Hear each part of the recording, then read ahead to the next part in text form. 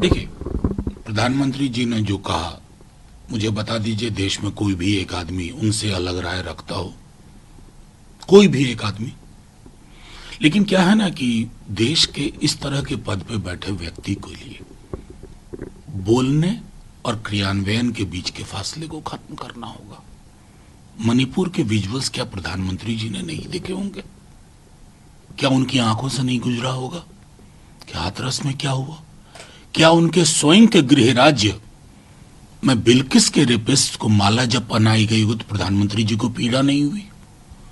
मेरे ये सवाल इसलिए नहीं है कि मैं प्रधानमंत्री जी की आलोचना कर रहा हूं, मैं ये बता रहा हूं कि रेप, दुष्कर्म जैसे जघन्य अपराध को पॉलिटिकल चश्मा नहीं लगना चाहिए, चाहे कलकत्ता हो या हाथरस हो या बिल्किस हो या फिर मणिपुर हो। मुझे दुख के साथ कहना पड़ता है कि इवन रेप डिवाइड्स अस। अलग अलग खेमों में बढ़ जाते हैं। कभी सोच के देखता पीड़िता के परिवार पे क्या गुजर रही होगी? तो प्रधानमंत्री जी, हम आपके इस बयान के साथ हैं, लेकिन ये बयान जमीन पे उतरना चाहिए और देश के हर हिस्से में इस बयान की लहर वही होनी चाहिए, यही आग्रह। सर, लेकिन टीएमसी किस तरह के बयान दे रहे हैं? अब उन्होंने कहा है कि सीबीआई कुछ नहीं कर रही है। उनका कहना है कि एक अरेस्ट हुआ है, वो भी कोलकाता पुलिस ने किया है। वो सीबीआई की कार्यशैली। देखिए, वो सीबीआई की कार्यशैली पे उठा रहे हैं ना, रेप पर पोजीशन नहीं ले रहे हैं ना। और मैं देखिए, उन्होंने क्या कहा उसको छोड़ दीजिए, मैं क्या कह रहा हूं। मैं चाह रहा हूं देश के प्रधानमंत्री हो, नेता विपक्ष हो, कोई भी दल हो, वो हाथरस को उसी नजर से देखे जैसे कलकत्ता को, या बिल्किस को उसी के रेपिस्ट को उसी नजर से देखे, मणिपुर को उसी नजर से देखे।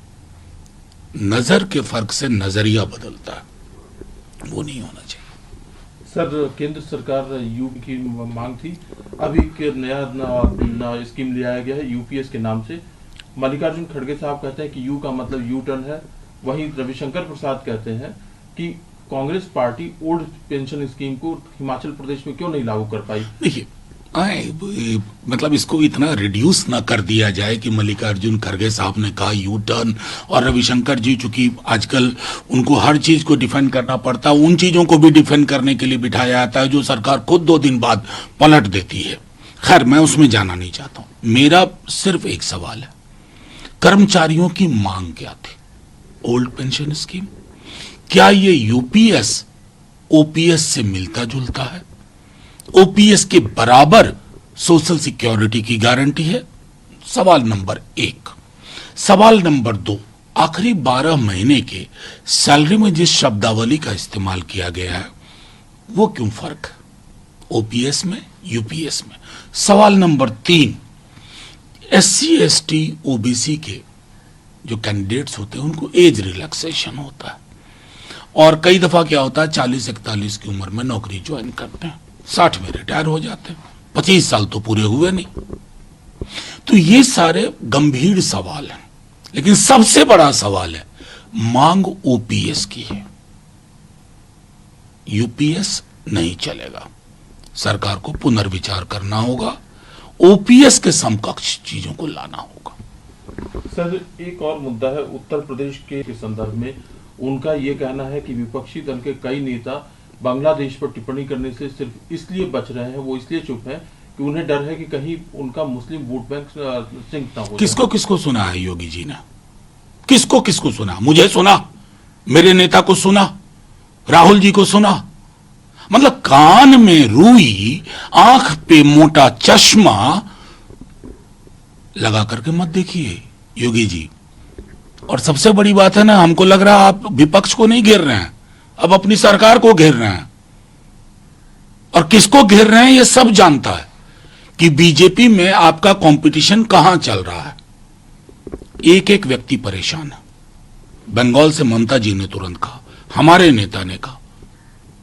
और एक बात और जानिए योगी जी, दक्षिण एशिया का एक चरित्र है, और ये मैं बार बार कहता हूं, हम तीनों एक ही देश थे।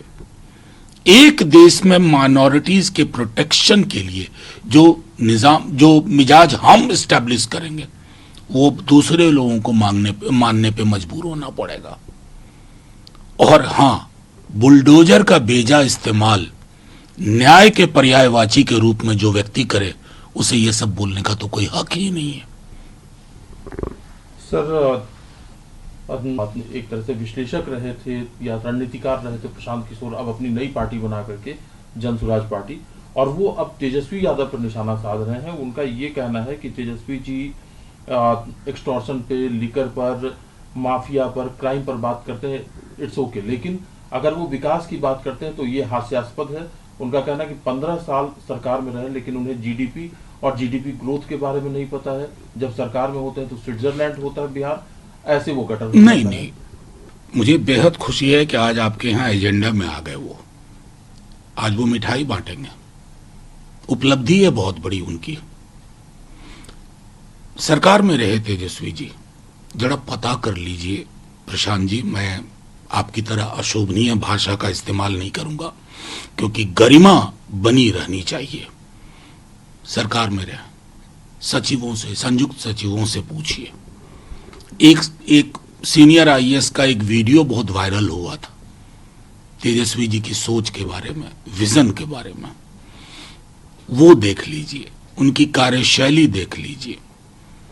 हां, लेकिन तेजस्वी जी के लिए अशोभनीय टिप्पणियां करके अगर आपको थोड़ी बहुत माइलेज यूट्यूबर्स के बीच में मिल रही है तो तेजस्वी जी को कोई गुरेज नहीं है। मैं आपके माध्यम से कहता हूं, कभी तेजस्वी जी को आपने इस तरह की भाषा का इस्तेमाल किसी के लिए करते देखा है? सीएम हो, डिप्टी सीएम्स हो, मोदी जी हो, अमित शाह जी हो, कोई भी हो, गरिमा बरकरार रहेगी तो राजनीति का तेवर बरकरार रहेगा। और प्रबंधन, मनी मैनेजमेंट एक अलग मामला होता है, वो आपका डोमेन है, खूब तरक्की करिए। लेकिन ये डोमेन जहां आप तेजस्वी जी को ये सारी चीजें कह रहे हैं ना, एक बार उनके साथ काम किए हुए अधिकारियों से बात कर लीजिए, मुझे और कुछ नहीं कहना। लेकिन सर, ताल तो वो 243 सीटों पर लड़ने के लिए ठोक रहे हैं। अब ये उनकी जो वो लड़े, कोई रोक सकता है किसी को? खूब लड़िए, लेकिन आज तक आपका पॉलिटिकल विजन स्पष्ट नहीं है। जो मुद्दे लोगों को परेशान करते हैं उस पर चुप्पी हो जाती है। राजनीति समग्रता में हुआ करती है। समग्र सोच क्या है?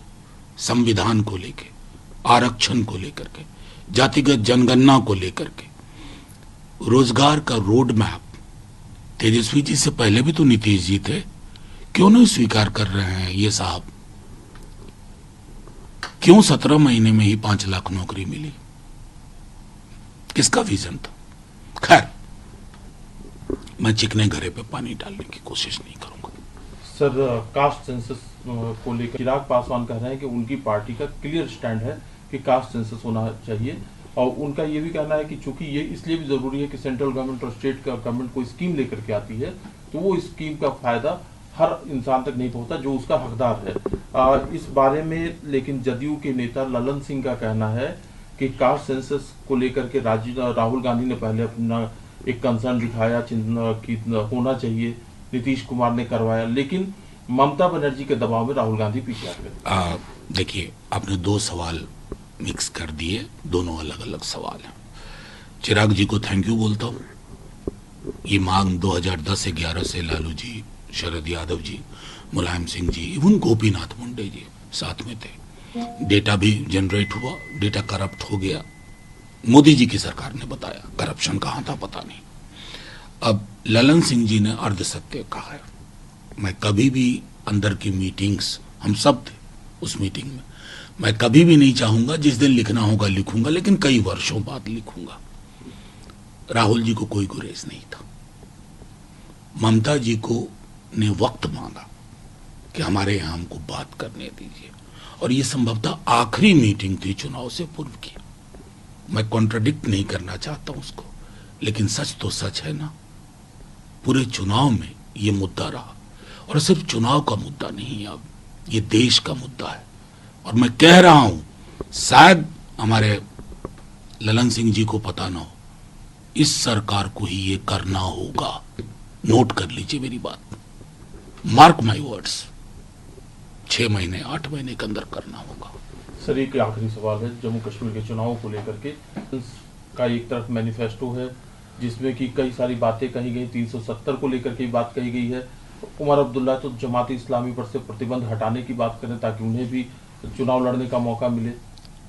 गिरिराज सिंह निशाना साध रहे राहुल गांधी और उमर अब्दुल्ला के गठजोड़ को लेकर के क्या किस तरह से देखते हैं सर? नहीं, मैं तो वो भी मैनिफेस्टो याद कर रहा हूँ ना, जिस मैनिफेस्टो के बाद वाजपेयी जी की सरकार में एनसी मंत्रिमंडल में थी।